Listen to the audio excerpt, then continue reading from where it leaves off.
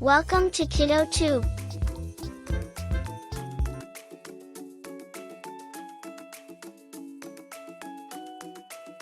आशा जीवन रो हताश होई दुख करुथिला तेणु से ता बापा को पचारिला कौन करिवो।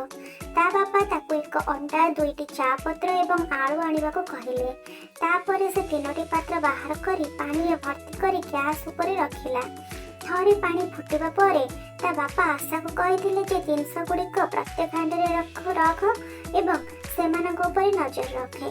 10 मिनिट परे से आशा को अंडा को छाणी आलू को छाणी एवं पत्र को छाणीबा को कहिले। आशा द्वंद्व रहीगला बापा एपरी कहीं करबा को कहिले किंतु से बापा कहितबा कथा को चुपचाप करी चलला।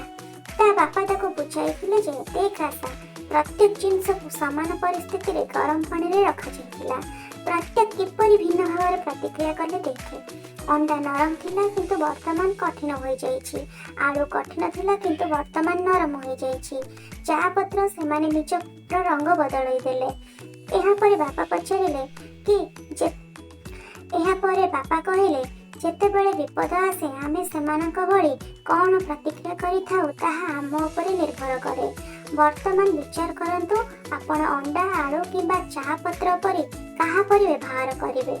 कहानीर नैतिकता हेउछि आमे कठिन परिस्थिति रे किपरि प्रतिक्रिया करिबु ताहा आम उपरे निर्भर करे।